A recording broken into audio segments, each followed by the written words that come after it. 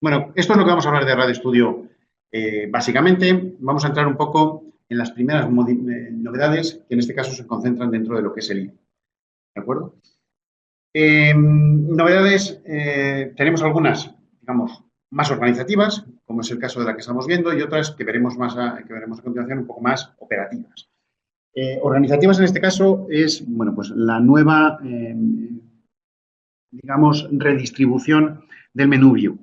Yo no sé cuántos de vosotros trabajaréis en portátil, pero yo, que trabajo habitualmente en portátil, este menú ya hace tiempo que dejé de verle los extremos. ¿Vale? Y hace mucho tiempo que no veo ni las primeras, ni la parte de arriba, ni la parte de abajo, que tengo que estar haciendo virguerías para entrar en determinadas opciones, sobre todo las que están más abajo. Por ejemplo, como veis ahí en el menú, digamos, desplegado, esta de aquí, ¿verdad? Esta de aquí, que es el Project Manager, que evidentemente usamos mucho, este de aquí, veis por aquí, es evidentemente una de las opciones más importantes y resulta que estaba en la parte más abajo, ¿no? Entonces, evidentemente, la capacidad de acceder a determinadas opciones era bastante incómoda. Lo que han hecho ahora es redistribuir los grupos para, bueno, pues crear elementos grupales que nos faciliten el acceso, ¿vale? Evidentemente no es una gran modificación, pero sí que han incluido algunas nuevas opciones que, gracias a estas digamos, modificación, pues nos permiten pues ahora trabajar con ellas que antes no se podían introducir, es que simplemente no cabían. Y, bueno, pues han podido utilizar o integrar en nuestra nueva opción. Por ejemplo, este Broadcast to Services, ¿de acuerdo? Y algunas que están introducidas, por ejemplo, para gestionar el tema de del Code Insight y cosas similares, pues se han introducido también en menús dentro de este menú de View.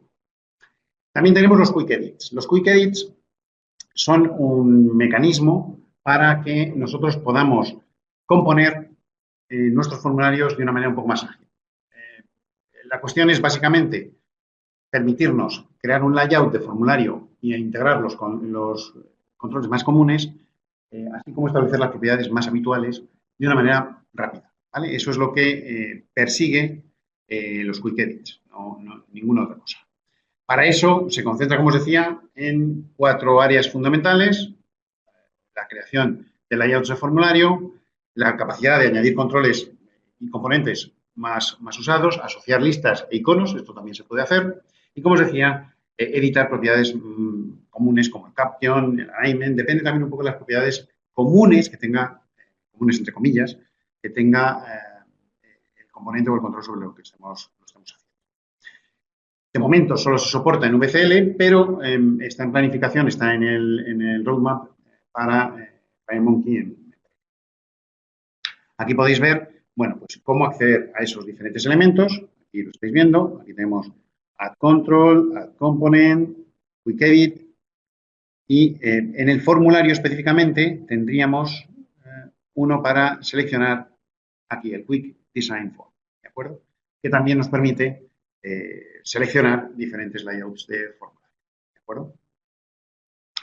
Dentro del Quick Edit específicamente, de lo que es conocido como el Quick Edit, lo que tenemos es un editor de propiedades, como digo, depende del formulario, nos va a permitir seleccionar y modificar rápidamente propiedades tales como el nombre, el caption o el text, y luego pues cuestiones como el alignment, el layout o el align, ¿de acuerdo? Dependiendo un poco de cuál sea el elemento que estemos seleccionando. Todo esto, además, se suma a mejoras de productividad que han tenido lugar en las últimas versiones, fundamentalmente desde RAD Studio 10 y fundamentalmente la mayoría de ellas derivadas de la integración de diferentes productos externos. Nosotros fundamentalmente nos estamos refiriendo a Camtasia, me sale Camtasia y no es Camtasia, es el producto que se ha integrado y que ahora mismo tengo bloqueado, que no me sale el nombre, pero bueno, que nos permite pues todo lo que veis aquí. Básicamente nos permite integrar toxicidad en Delphi, nos permite ratios de tiempos de uso, nos permite, por ejemplo, la posibilidad de tener refactorings, posicionamiento dentro del editor, nos permite el multicopy y además se han integrado un par de novedades como por ejemplo la búsqueda dentro del Object Inspector, los iconos dentro del Structure Pane para poder localizar mejor los elementos, cosa que en FireMonkey es especialmente bueno cuando tenemos formularios VCL muy recargados, y también el botón para ocultar los controles no visuales, los componentes, a la hora de diseñar pantallas y permitirnos un diseño más franco. ¿Vale?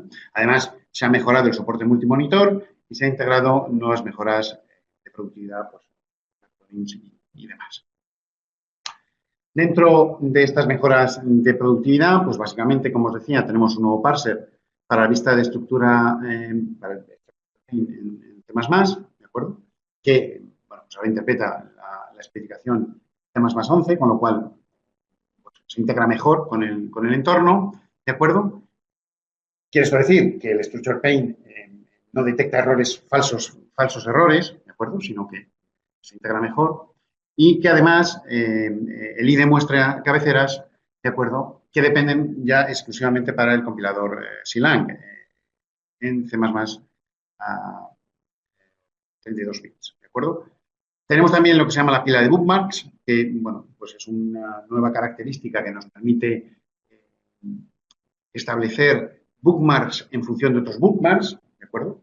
Una cuestión que yo, sinceramente, es de las cosas que menos uso porque, bueno, de hecho no uso, porque me resulta un poco complicado de utilizar, pero que, bueno, pues para las personas que son habituales de nuestras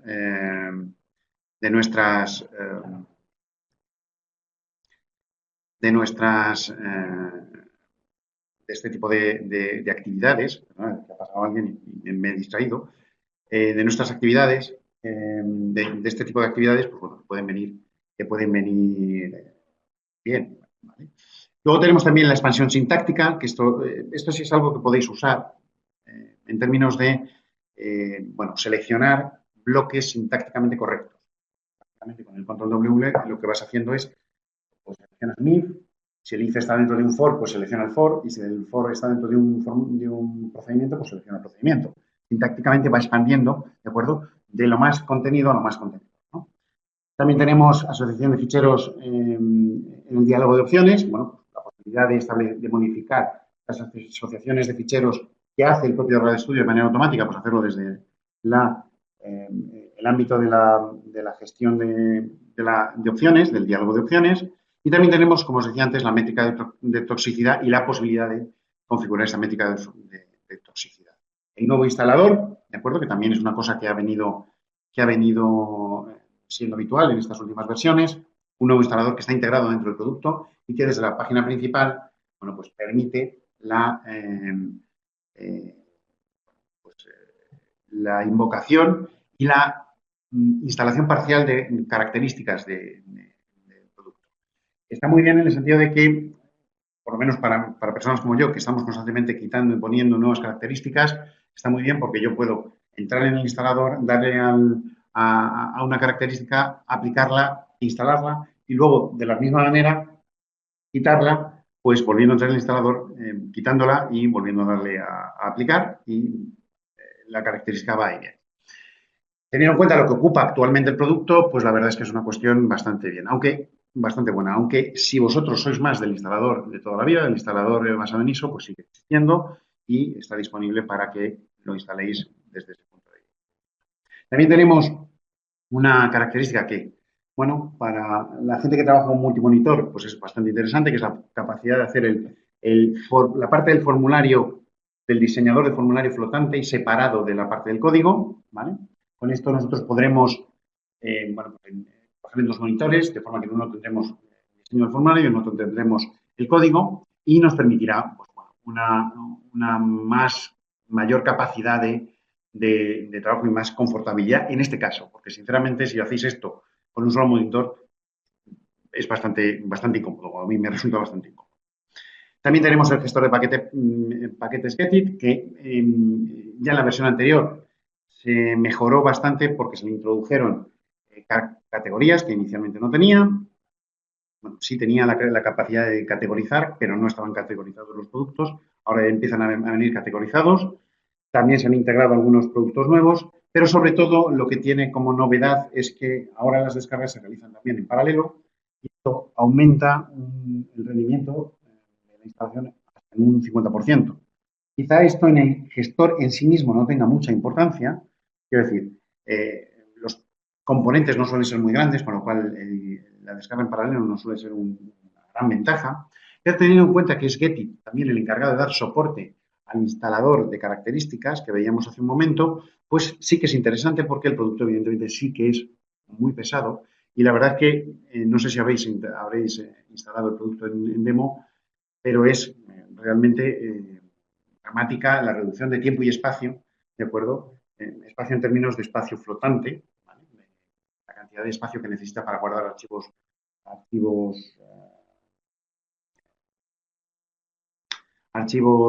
temporales, ¿de acuerdo? La cantidad la mejora dramática que ha habido en esos dos aspectos con este tipo de características en el. Bueno, vamos a ver un poquito una demo de esto, ¿vale?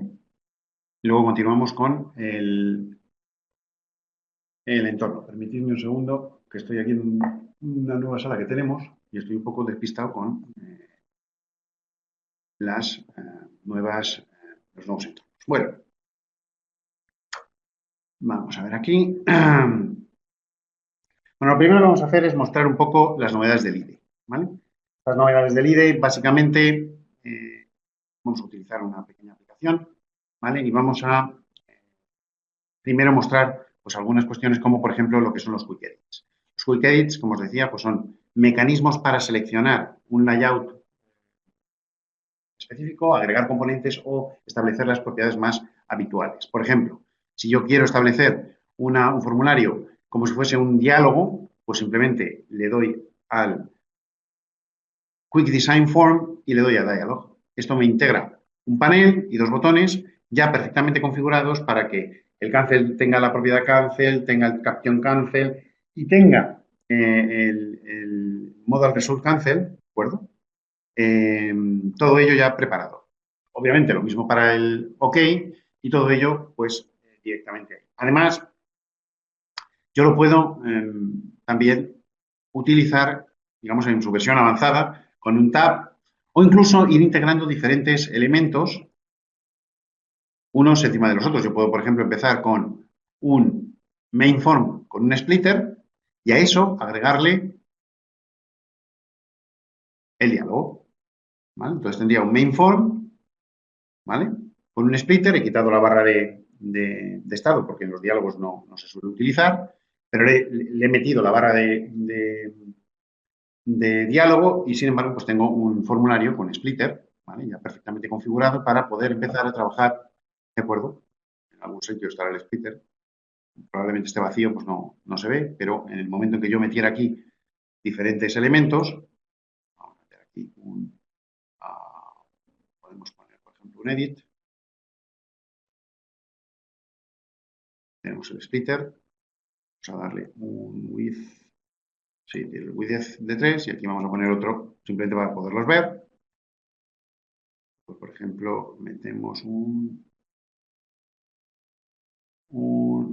botón, ¿vale? Aquí tendríamos esto y aquí tendríamos pues, ya automáticamente creado todo nuestro entorno. Con el splitter perfectamente funcional, ¿vale? Ahí. Más que nada, pues para tener también un poco una idea. Como habéis visto, también puedo agregar los controles más habituales y también puedo utilizar el Quick Edit, ¿de acuerdo? Que nos permite, bueno, pues modificar los elementos más habituales. Pues, por ejemplo, voy a coger este y voy a decirle Quick Edit, voy a decir cancelar, ¿vale? Y a este le voy a decir Quick Edit, aceptar, ¿vale? Con esto nosotros podemos editar rápidamente las diferentes propiedades. Evidentemente, si vamos a Otros, pues tenemos, por ejemplo, otras propiedades. Aquí tenemos el text y aquí tenemos también el color, la posibilidad de cambiarle el color, pues porque este soporta esa propiedad. Las anteriores, pues no. Bueno, dependiendo un poco de lo que nosotros vayamos estableciendo, pues tendremos unas propiedades u otras. Más cositas. Pues, por ejemplo, cositas que antes os mostraba, como por ejemplo, el tema de las options. ¿Vale? Pues aquí tenemos diferentes mecanismos y tenemos, pues, por ejemplo, la métrica de toxicidad. Esto, como vemos, lo podemos configurar aquí. Luego os explicaré un poco en qué consiste. Pero aquí tenemos, digamos, los límites de la métrica de toxicidad que podemos modificar lo que queramos.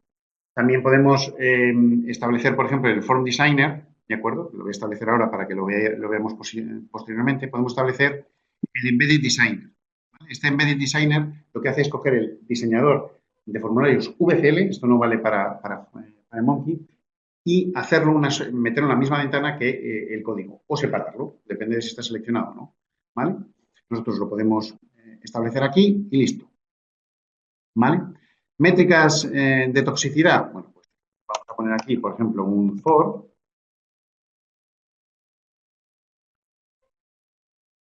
Y vamos a evaluar lo que es la métrica de toxicidad de este for. ¿Vale? Si nosotros nos venimos aquí a Project, aquí tenemos Method Toxicity, más bien, Metrics. ¿De acuerdo? Esto está evaluando la toxicidad que básicamente lo que quiere decir o lo que pretenden decir con esto de toxicidad es la mantenibilidad del código. ¿De acuerdo? En esto nos están diciendo cuán mantenible es, cuanto evidentemente más complejo sea, más largo sea, más profundidad de if sea, más, es decir, cuantos más elementos de complejidad tenga, pues más difícil de mantener va a ser. En el sentido de que más factores vamos a tener que tener en cuenta para que el método siga comportándose como queramos. Evidentemente, si nosotros ahora aquí metemos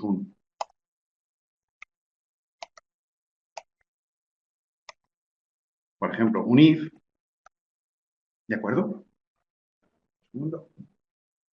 Si aquí metemos un if, nosotros tendríamos una toxicidad mayor. Simplemente damos aquí refresh y como veis va creciendo la toxicidad. Como os decía, en el options, nosotros podemos establecer cuáles son esos márgenes de toxicidad, ¿vale? Está por aquí. Cuáles son los diferentes límites, de acuerdo, de toxicidad de cada uno de ellos. Si alguno de estos límites es sobrepasado, ¿de acuerdo? O si varios de ellos son sobrepasados, pues estaremos por encima de lo que nosotros consideramos o de lo que se considera admisible. Evidentemente, estos son unos estándares, pero vosotros podéis adaptarlo dependiendo también un poco. Muchas gracias, Manuel M. Castalia, efectivamente. Es que me salía Camtasia, no sé por qué. Me sale Camtasia y no Castalia, efectivamente. De lo que podéis considerar admisible en cada uno de vuestros desarrollos. Hay desarrollos, evidentemente, que admiten un mayor nivel de complejidad, pues, por ejemplo, ciclomática, pues porque son más de proceso, y hay otros en que esos límites son menores. Cuanto más lo consigamos bajar, más fácil va a ser de mantener en el futuro. Vale. Bueno, muchas más cosas. Evidentemente, lo que os había dicho del view, ¿vale? Los diferentes elementos y la capacidad que tenemos de acceder a los diferentes elementos de una manera mucho más confortable, ¿vale? Ahora a ver si lo hacen con la ventana de options, que ha dejado de caberme también, ¿vale? Y, bueno, pues diferentes elementos, pues, por ejemplo, del editor, lo que os decía, ahora tenemos pues todos los menús que teníamos antes, como el Help Inside, ¿vale? Pero ahora, por ejemplo, pues tenemos invocaciones de menú para el Complete Code, ¿de acuerdo? Para el Find Declaration, ¿de acuerdo? O para el Parameter Hint, que es esta cosa que sale cuando nosotros pues invocamos cualquier str o int to str. Ese es el Parameter Hint, ¿de acuerdo? Podemos invocarlo específicamente desde una opción de menú, ¿vale? Todo eso se ha podido integrar con una nueva gestión. También, evidentemente, tenemos la posibilidad de agregar plataformas, ¿vale? Desde aquí tendríamos, como no tengo conexión a internet, pues no me va a conectar, ¿vale? Lo tengo en una mini red para poder luego conectar con el Linux convenientemente. No tengo salida a internet, pero si la tuviera, pues me conectaría y me podría ver los paquetes. o aquí tendríamos exactamente los mismos, el gestor de paquetes. Bien, voy a salir un momento para que veáis el diseñador desatachado. Simplemente entramos aquí, como lo había marcado en las opciones, ¿de acuerdo? Tienes que entrar y salir, por una cuestión, supongo que de gestión interna, hechos que te obligan a entrar y a salir. Y, bueno, pues aquí, en principio, el default layout te lo puedes desatachar, no es necesario tenerlo, ¿vale? Simplemente puedes coger el default layout sin más y lo ves igual, ¿vale? La única diferencia es que cuando yo ahora hago new VCL, ¿de acuerdo? Ahora tengo, ¿veis? Este elemento por ahí flotando, ¿de acuerdo? Y si tuviera dos monitores, pues podría tener el código en uno y podría tener el editor en el otro, ¿vale? Simplemente eso. Bueno, permitidme que lo cambie porque...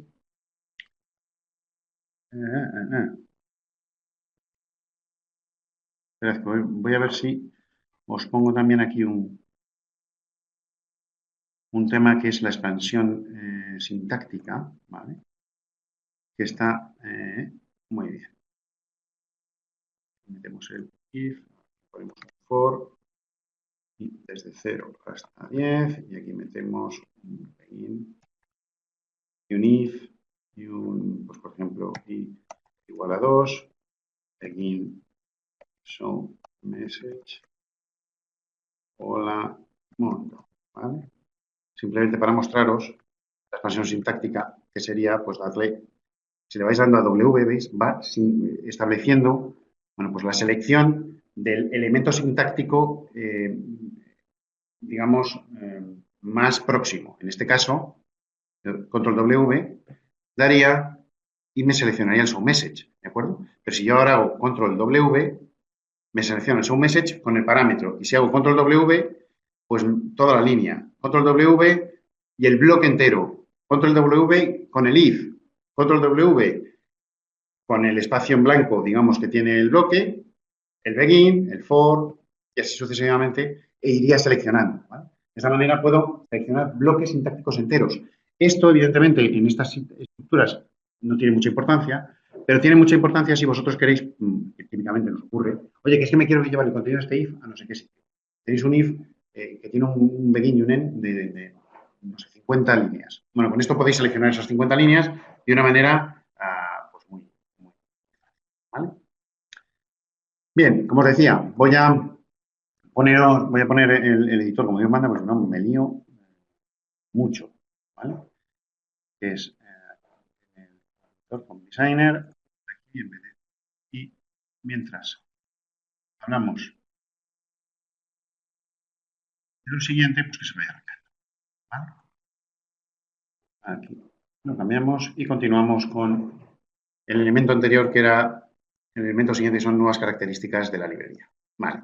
En este epígrafe lo que nosotros pretendemos ver es, de alguna manera, las modificaciones que ha habido a nivel de APIs. ¿Vale? Esto implica muchos aspectos y a veces algunos dispares.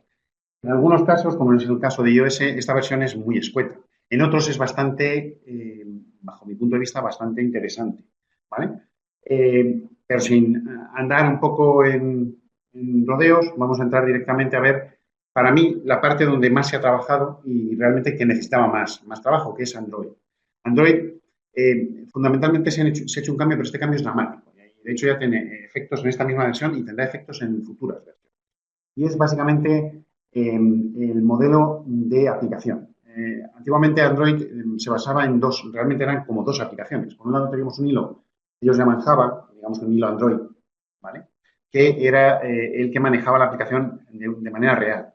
Y luego teníamos un segundo hilo, que era un hilo Delphi, ¿de acuerdo? Que lo que hacía era manejar nuestro código.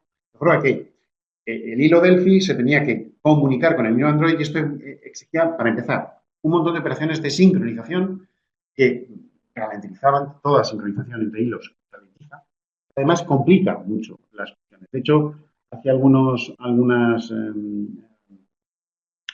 versiones, yo hice un evento de estos que hacíamos de segunda vuelta que, bueno, pues básicamente representaba una compañía de paquetería. ¿de acuerdo? Entonces, esto, en la aplicación móvil, pues leía códigos de barra.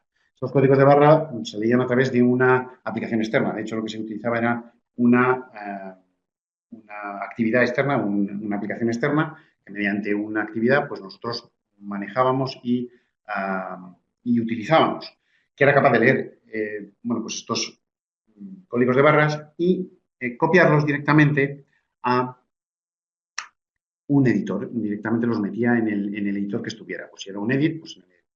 ¿Qué ocurre? Que debido a este problema de hilos, realmente la propia aplicación no detectaba los edits de Delphi como edits convencionales dentro de Android. Luego esa forma no funcionaba.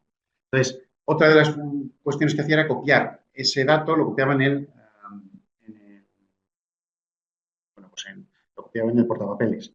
Y entonces, lo que yo hice fue una unidad para rescatarlo del portapapeles y meterlo en un edit. Pero me encontré con muchísimos problemas porque se quedaba bloqueado. Y esto era así porque, evidentemente, esta actividad estaba ejecutándose en la parte de Java y no había posibilidad de copiar, de interactuar directamente con ese hilo desde el hilo de Delphi. Entonces tuve que establecer un mecanismo de espera, bueno, unas cosas muy raras que al final me funcionaron, pero fue básicamente ensayo y error porque era muy complicado. ¿Vale? Lo que han hecho es básicamente consolidar ambos hilos. Ahora ya solo hay un hilo, que es el hilo Java, y ahí es donde se ejecutan los elementos de Pascal. Con esto conseguimos muchas cosas. La primera es, efectivamente, a partir de ahora se pueden crear lo que se llaman controles nativos, es decir, controles que utilizan los recursos de Android para apuntar los diferentes elementos. Esto produce que, bueno, pues podamos usar normalmente este tipo de recursos. La actividad que antes utilizábamos va a poder escribir en nuestros edits porque van a ser nativos. Eso no está disponible para esta versión, pero estará en versiones futuras. Pero lo que sí está disponible en esta versión es la capacidad, por ejemplo, de acceder a los canvas. No, antiguamente no se podían acceder a los canvas porque los canvas eran parte de imágenes de Android. Nosotros no podíamos acceder a menos que hiciéramos unos mecanismos muy raros de sincronización utilizando la función que pone aquí calling UI thread, ¿de acuerdo? Para sincronizar con ese. Es una cosa muy complicada. Ahora podemos utilizar el canvas de un bitmap, de un propio canvas o incluso un context 3D si estamos trabajando en proyectos tridimensionales sin ningún problema y sin ningún proceso de sincronización más allá del que podamos tener propio del canvas. Todos los canvas tienen un begin scene y un end scene que, bueno, pues hay que usarlos sea en la plataforma que sea. Pero ahora ya no hay una cuestión distintiva para Android. Además, se está trabajando en cosas como el Z-Order, que también estará disponible probablemente en la próxima actualización, ¿vale? Que nos permite pues, establecer bueno, pues, el orden digamos, posición en un panel. Si yo pongo dos controles superpuestos, pues cuál va a estar por encima de otro, ¿de acuerdo? Y en general se ha simplificado mucho el modelo de hilo, permitiéndonos obviar lo que antes era la clase purgatoria. La clase purgatoria era un mecanismo por el cual nosotros podíamos destruir objetos. Los objetos en realidad no se destruían, los destruía el objeto, el hilo Java. Entonces, la clase purgatory la invocábamos para decir, este objeto se puede destruir. Claro, al poderlo destruir, ¿de acuerdo?